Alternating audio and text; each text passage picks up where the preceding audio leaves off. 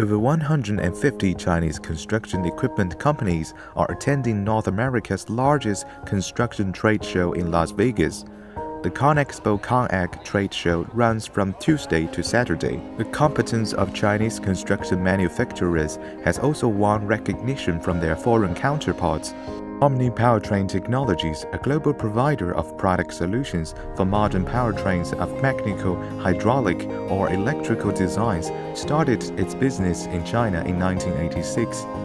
We have our development center in Shanghai, in Jiading. Chinese market is very, very big, but it's still growing and it's to some extent still stable.